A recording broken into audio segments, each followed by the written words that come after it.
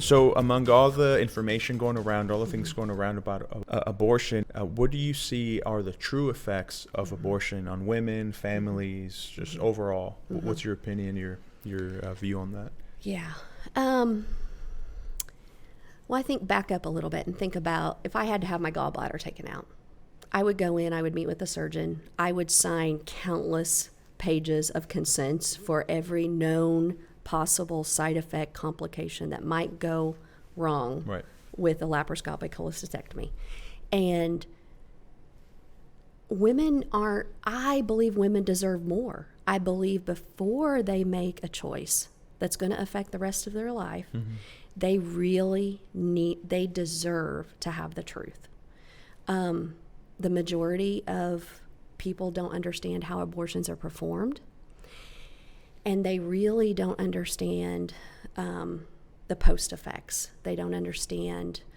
I mean, if you go to CDC's website and you look up post-abortion effects, suicide, ideation, anxiety, depression, all skyrocket. Right. Alcohol abuse, drug abuse. I've had women look at me and say, I had to drink to numb the pain. Well, then pretty soon that wasn't enough. So I had to take drugs because that wasn't enough to numb the pain. Right. I've had women look at me and say, I played God, I can never be forgiven. And just to be able to hold her hand, pray with her, and let her know that, I think a lot of times the women I see, they don't see themselves as God's masterpiece. So they can't make the leap in seeing that baby as a precious life, Right. because they don't even see themselves as worthy. And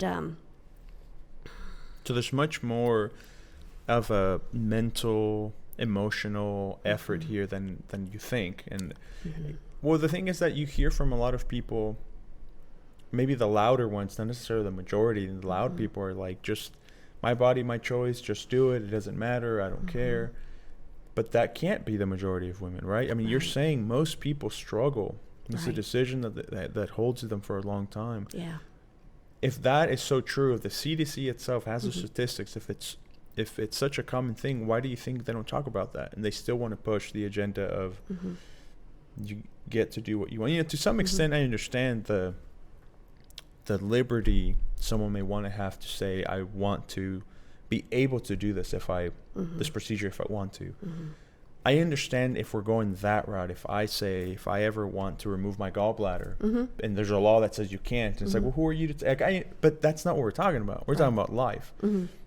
And a lot of these people that make it seem like it's not life. It's just this lump of cells. I don't care what you say. I honestly, the more I learn about this, I think that's a very small percentage of people. They just have the really loud template or a platform. yeah. Right? It's the small minority that seems to be the loudest, but why don't you think people talk about that part more? I think the people with the loud voices and the platform, they don't, and a lot of what it boils down to is it's a $3.3 billion industry per year. There's a lot of money at stake. I don't know. So I saw an argument a few weeks ago about someone pro-choice, and they said, you pro-lifers have never talked to a woman who's had an abortion. That's my argument completely in reverse. Like daily, I sit with these women who have felt like they can't tell anyone in their church. The enemy wants us alone with our sin. He wants us to believe we're the only one that would ever do such a thing. And I've sat with those women and cried with them because they just can't heal from it. Right. And I just think they deserve better. They deserve to know ahead of time what the side effects are going to be, what possibly could happen. And I just think it's a horrible travesty that when We have a young woman that's scared to death and feels trapped, that the help we can offer her is to kill her baby. Right.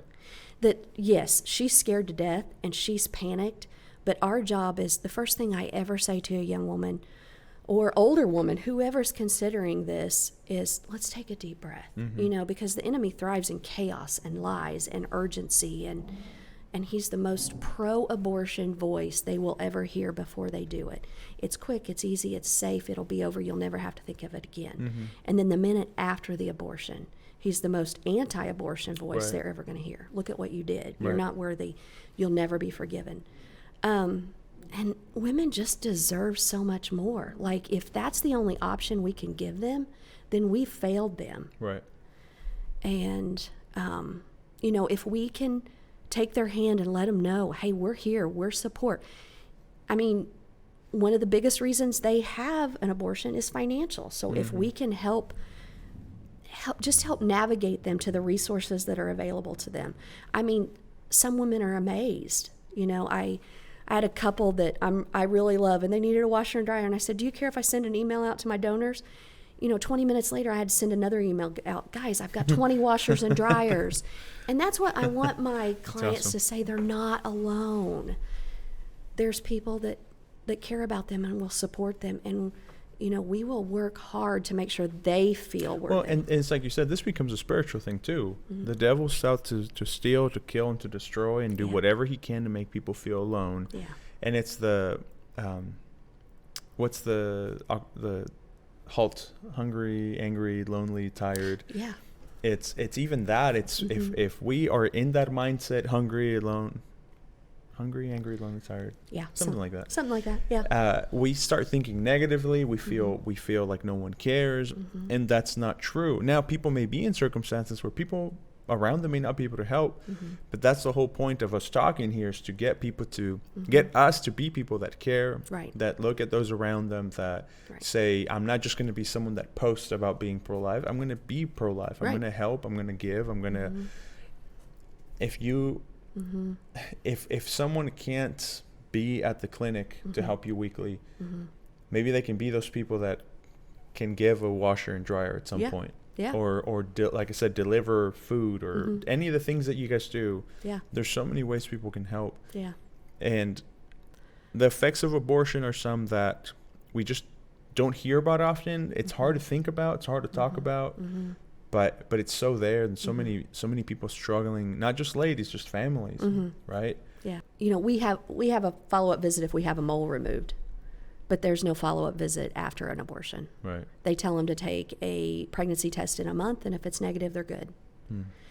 So what if we start providing those follow-up visits, and then we love on them? Because at that point, I mean, every mom that delivers a baby goes through baby blues.